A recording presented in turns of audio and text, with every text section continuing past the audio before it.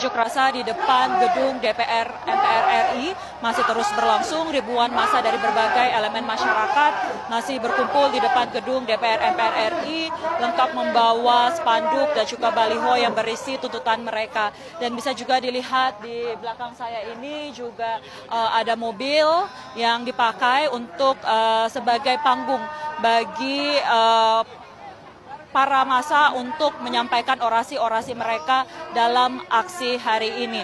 Ada sejumlah tuntutan begitu yang mereka sampaikan dalam aksi demo hari ini. Yang pertama, mereka menuntut agar harga barang sembako ini diturunkan. Lalu mereka juga menuntut untuk mengusut pemilu curang pada tahun ini dan menuntut agar anggota DPR menggunakan hak angket mereka untuk mengusut dugaan kecurangan pemilu pada tahun ini.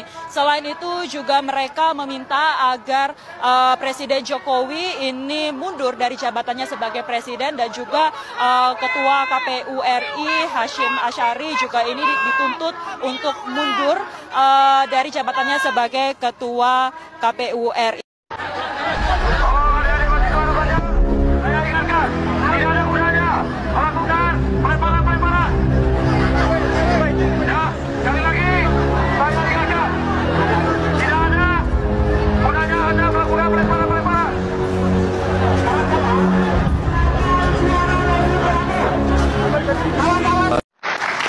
Bahwa kalian semua sudah dihina, kalian semua sudah dipaksa untuk melakukan kejahatan.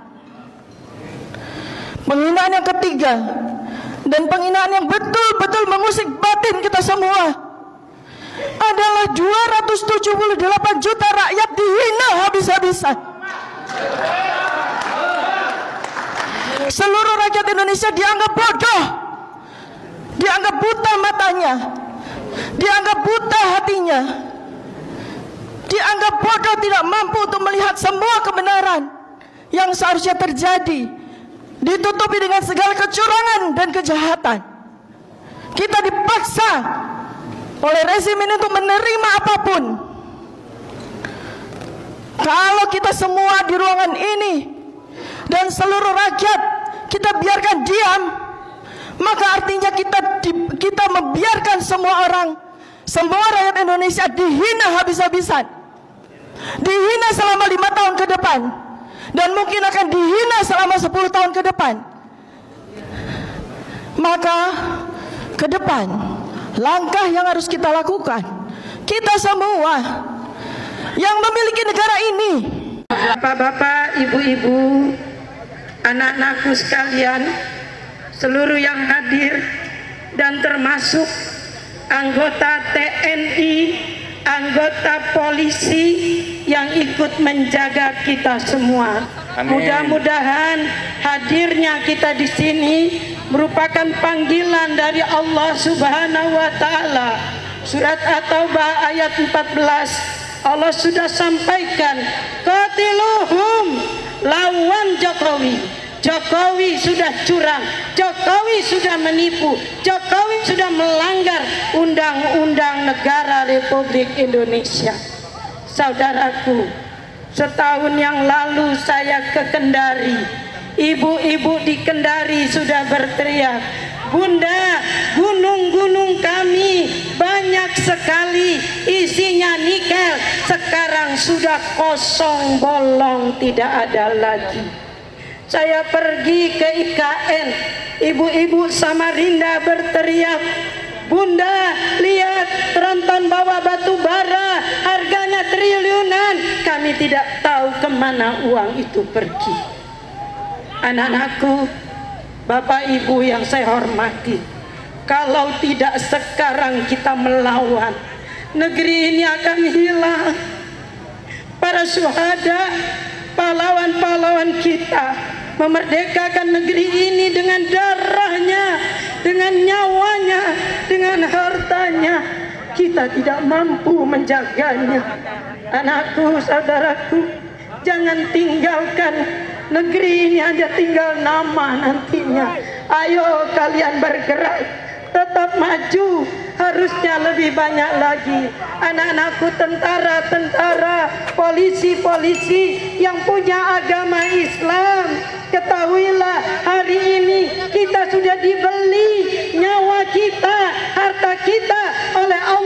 sebuah surga.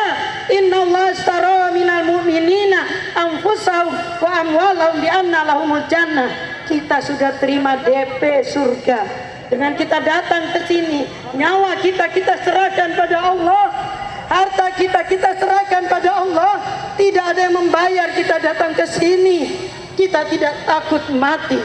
Mati di tempat ini, insya Allah kita semuanya akan mati syahid. Allahu Akbar, Allahu Akbar. Saudaraku, anak-anakku, saya sengaja menyempatkan datang.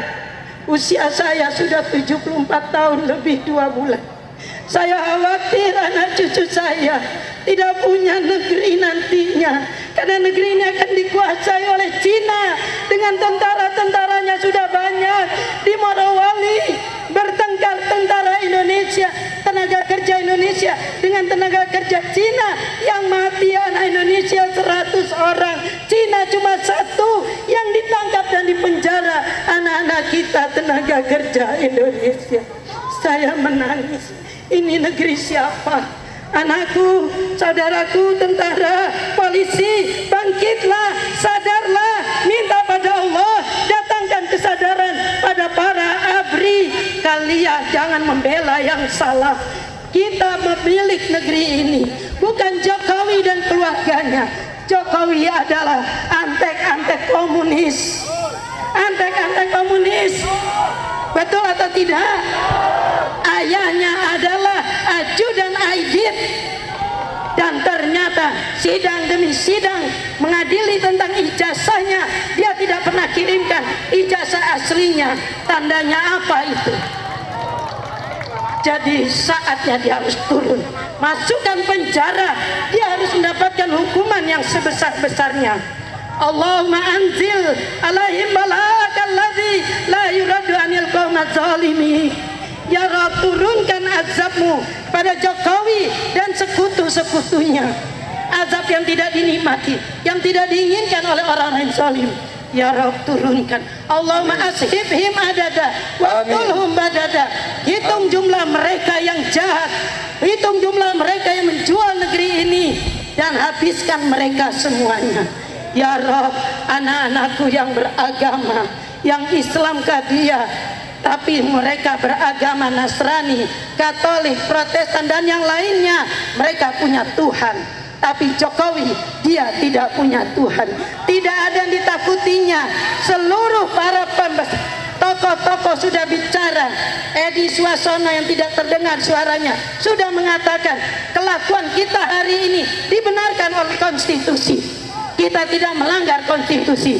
Yang melanggar konstitusi adalah Jokowi. Undang-Undang Etika Kehidupan Berbangsa nomor 6 tahun 2001 mengatakan pejabat yang sudah melanggar undang-undang secara kasat mata, dia harus turun atau diturunkan. Siap kita turunkan Jokowi? Siap. Siap turunkan Jokowi? Siap. Siap masukkan penjara Jokowi? Siap. Dia manusia biadab. Berapa banyak ustadz kita yang dipenjarakan, yang dibunuh, yang ditembak, dianggap sebagai teroris. Padahal dialah raja teroris sebenarnya. Betul. Anak-anakku sekalian, teruslah kalian bergiat. Teruslah kalian mampu. Kedaulatan sekarang tidak ada. Kedaulatan rakyat sekarang tidak ada. Yang ada di tangan Jokowi sendiri. Anak yang belum umurnya cukup, pengetahuannya juga tidak cukup, cuma SMA kelas 2. Malu nggak kita nanti jadi cawapres cuma SMA kelas 2? Bagaimana mungkin, kemana muka kita akan ditampilkan di tengah-tengah masyarakat dunia? Oleh karena itu, kesempatan hari ini, besok, sebelum diumumkan, kalian harus bangkit. Kalian banyak bawa teman, datang ke sini. Hai rakyat Indonesia, kesempatanmu hanya saat ini. Setelah ini, kalau dia masih berkuasa, kami tidak tahu apa yang akan terjadi. Yang akan terjadi pembunuhan di antara sesama anak bangsa. Saya tidak ingin ada yang mati di antara kalian. Wahai tentara dan para polisi, memihaklah kalian pada kami, karena kitalah warga negara pribumi yang saat ini tertindas, dan yang menindas adalah Jokowi dan oligarki yang ada di belakangnya. Demikian yang dapat saya sampaikan. Mudah-mudahan saya datang memberi semangat untuk kalian. Teruslah kalian hadir, jangan tinggalkan gelanggang pertempuran ini. Ini adalah jihad fisabilillah. Niatlah dari rumah. Tadi ibu-ibu dari rumah sudah berniat sholat hajat untuk menghadiri di hari ini jihad fisabilillah. Nasrun minallah wa fathun qarib wa basyiril mu'minin. Billahi taufik wal hidayah. Assalamualaikum warahmatullahi wabarakatuh. Menyembunyikan angka DPT 54 juta. Itu agak misterius. Bagaimana sebuah komisi pemilihan umum menyembunyikan data yang kemudian setelah itu terbukti antara Pileg dan Pilpres selisihnya 49,6 juta. Jadi DPT tadi menjadi bahan otak-atik angka. Betul. Ini kecurangan. Itu yang kedua. Yang ketiga, bahwa si rekap yang jadi mesin untuk membuat angka-angkanya itu tidak bisa divalidasi. Bagaimana sebuah penghitungan tidak bisa divalidasi? Jadi seenaknya saja memasukkan angka. Kemudian juga si rekap itu tidak memenuhi standar ISO 27001, standar keamanan informasi. Betul. Bagaimana sebuah mesin, sebuah alat, sebuah sistem yang tidak memenuhi standar keamanan? Ini modal kecurangan juga. Yang ketiga. Yang keempat, data kita semua ada di perusahaan Cina, Alibaba Cloud. Ibu bapak, ini pengkhianatan, ini penipuan, ini penginjak-injakan kedaulatan negara, kedaulatan rakyat. Ini jalan untuk penjajahan bangsa oleh negara Cina. Saudara, pembangunan dengan utang, kereta cepat, bangga. Pendukung Jokowi bangga, kita sekarang punya kereta cepat. Itu punya Cina, kita cuma beli doang. Beli pakai apa? Pakai utang. Kapan bayar utang itu? 170 tahun lagi baru kita bisa bayar utang itu. Kereta dianggap teknologi tinggi, kereta cepat. Baru di zaman Jokowi kita punya teknologi tinggi. Di zaman Soeharto kita udah punya N258 yang dibangun di Nurtanio. Waktu zaman Pak Harto kita udah punya teknologi di atas awan. Sekarang kita banggakan teknologi yang masih merayap di tanah. Apa ngaco? Habibie udah bikin pesawat terbang fly by wire yang kecanggihannya itu diakui dunia. menyembunyikan angka DPT 54 juta. Itu agak misterius. Bagaimana sebuah komisi pemilihan umum menyembunyikan data yang kemudian setelah itu terbukti antara Pileg dan Pilpres selisihnya 49,6 juta. Jadi DPT tadi menjadi bahan otak-atik angka. Betul. Ini kecurangan. Itu yang kedua.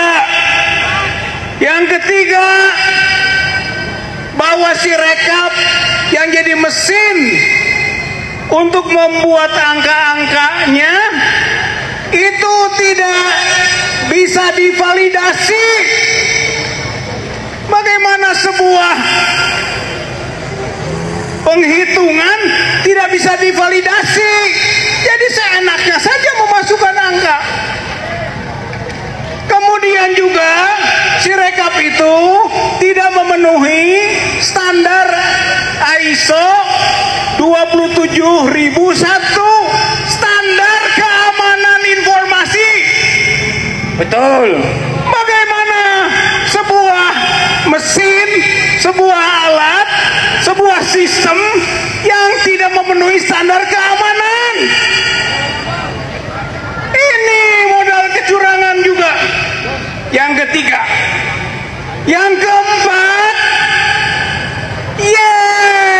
data kita semua ada di perusahaan Cina, Alibaba Cloud.